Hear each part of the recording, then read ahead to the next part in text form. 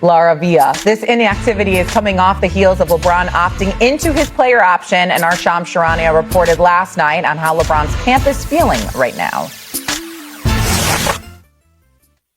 The Lakers are prioritizing the future in a lot of ways that really centers around Luka Doncic. And he knows they're going to go younger at different points. They are really prioritizing 2-year contracts right now. They want to have max salary space in 2027.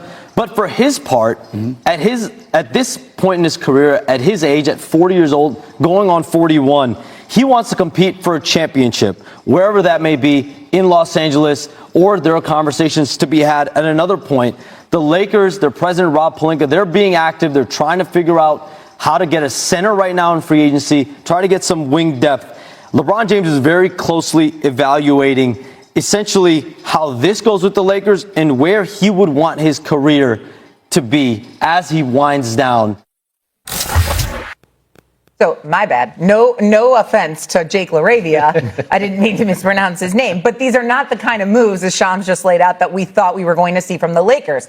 Wendy, you even said yourself you thought they'd have a center by now, and they certainly do not. Are you surprised by the lack of moves that the Lakers have made? Yeah, so basically,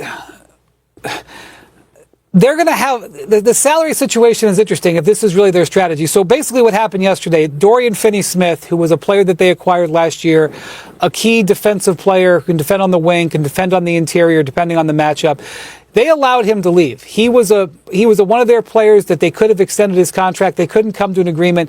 He signs a 4-year contract in Houston. That's why when Shams talks about prioritizing 2-year contracts, that, I want to see all the terms of that 4-year contract. A lot of times we hear about length and terms, and then we get the details, and it turns out it's not that. But what it sounds like Shams is describing there is the Lakers were looking more for stopgaps here in the short term. And certainly Jake LaRavia, there's a lot of teams high on Jake LaRavia. I talked to a team last night that was prepared to offer Jake LaRavia more years than the Lakers offered him.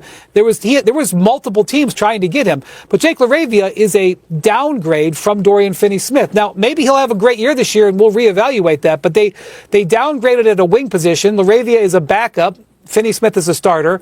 And they're a team that when you have Luka Doncic and Austin Reeves and LeBron James, who's not the defensive player he used to be, when you are deploying those guys, and those are your 3 highest paid players, you have to prioritize having a defensive back line. And Dorian Finney-Smith was at least part of your defensive back line. So they needed to strengthen their defense on the interior, and their defense, in theory, at least weakened a little bit in the first 12 hours of free agency. So when Rich Paul talks about wanting to see championship moves, those are not championship moves. Now, there isn't a player in free agency that they were going to sign that was all of a sudden going to make everybody say, oh my God, they're the favorites. And so that's the thing. I'm not sure what Rich Paul is talking about is even doable for the Lakers. But what is doable is for LeBron and Luka Doncic to be engaged in this team and for the Lakers to maximize the 2025-26 season as they tried to maximize this last season when they had the 3 seed. And that's the issue that we're looking at here. Is LeBron going to be bought into maximizing this season? And also, is Luka Doncic going to extend his contract? Because as much as we talk about LeBron, and as much as we talk about the center or who's going to play backup 4-man or whatever, the most important thing for the Lakers is to get Luka Doncic to do what Shea just did a few minutes ago, which was commit to a long-term contract extension. That is what the Lakers need to do. And so all their priority has got to be forget about whether LeBron is happy today. What is Luka feeling? And that is an unknown right now, and that is not a good thing. You want Luka to be known how he's feeling about the team. I feel like he just got there. We're already locking him into a long-term deal. Can he get used to the LA summer? I don't know. But nonetheless, what do you think about the Lakers' inactivity so far? I thought for a second Brian was saying you just signed a new contract. I know, yeah. The Shea thing gets confusing, yeah. She's our MVP, though. Thank you. I appreciate it. I'm not making nearly as much money. And no offense to you on the mistake on Jake LaRavia's name, but the fact that you didn't know the name, how to pronounce the name of the one signing the Lakers have signed is not exactly indicative of what we expect and know of the Lakers, right? A team that is they're about stars, right? They're about big names. They're about going out and making splashy moves. Jake LaRavia is a nice piece He's not a splashy move. And they do not have a center, which they have needed from the moment they traded for Luka Doncic back in February. During that week leading up to the trade deadline, they immediately traded for Mark Williams. Then they immediately rescinded the trade for Mark Williams. And ever since then, we've said, who are the Lakers going to get to play at center alongside LeBron James and Luka Doncic? And they still don't have one. And there's really not an option for them to sign one now in free agency. It's going to solve their problem. So as we look forward, as Brian said, this team is now, from the moment they made the Luka Doncic trade, built around and focused on the future of Luka Doncic. LeBron James, frankly, is kind of an ancillary piece now in the Lakers story. That's, I think, where a lot of the drama of the past couple of days comes from, that they now need to focus on what is the best thing for Luka Doncic going forward. How do they position Luka Doncic better for his future with the Lakers? How can they convince him to sign a long-term contract extension with the Lakers, which, by the way, there is no financial incentive for Luka Doncic to do that in August. He doesn't get more money if he signs now. He has some security, but if he had some sort of catastrophic injury next season, he would still get whatever contract he wanted next summer. So really, in my opinion, it's in Luka Doncic's interest to wait until next July and see where the Lakers are at and then make a decision on his future. And if you're the Lakers and you don't get him signed to a contract extension, all of a sudden you go into next season and we are on Luka Doncic watch for the rest of the year. Oh, no. That is going to be a situation that they're going to be very nervous about. And it only is going to add to the angst and the insecurities around where the Lakers sit right now. Because look, if we just look at where the Lakers are today, they're not a top 4 team in the West. They might not be a top 6 team in the West.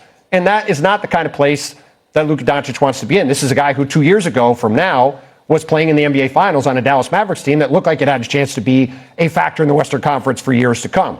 Instead, he's now in this Lakers team that doesn't have a center, doesn't have a lot of perimeter athleticism, has Austin Reeves, who could be a free agent next summer, needs a massive raise. Like, this is a team that's in transition, that has a lot of flaws, does not have a lot of ways to fix them, and we're sitting here on July 1st looking around and teams are passing them in the Western Conference. That is a lot of problems for the Lakers to fix, and that doesn't even begin to discuss this issue with LeBron James and not being thrilled with where he's at. Yeah, like in the last 24 hours, we're like, the Rockets have gotten better, the Nuggets are making moves, obviously the Thunder are locking up their stars, and yet here are the Lakers like, doo-doo-doo. Yeah, we're teetering on the worst case scenario of the Lakers since they got Luka. When you thought about all the possibilities of this team when they got Luka in February, you have months later where you lose in 5 in the first round, and then you have an offseason of inactivity and weirdness. Why is Brook Lopez going to the Clippers to be a backup instead of going to the Lakers? Why is Clint Capella going to be part of a mash of centers in Houston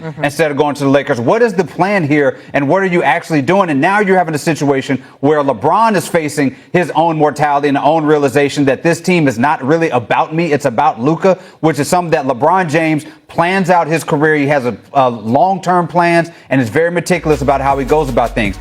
4 months ago, 6 months ago, all of that changed when Luka Doncic wound up in LA, and now he no longer has a franchise that he can tell what to do. That is jarring for this dude. And now he's trying to figure out what to do with these last years, and they have this Luka stuff in the mix of it, trying to figure this out. This Lakers team, this last 36 hours has been extremely alarming and extremely weird for them. And in the short term, they have no centers and 3-and-D guys. And in the long term, I have no clue what they're going to do with Luka Doncic. Okay, this is not good for a team that fell short of expectations, let's just say, this year. And then now heading into next year has us all kind of scratching our head in terms of what they're doing with their offseason. We got much more to discuss here on First Take, especially in the NBA world, because the Knicks, they still don't have a head coach. Like we don't know what's going on with the Knicks.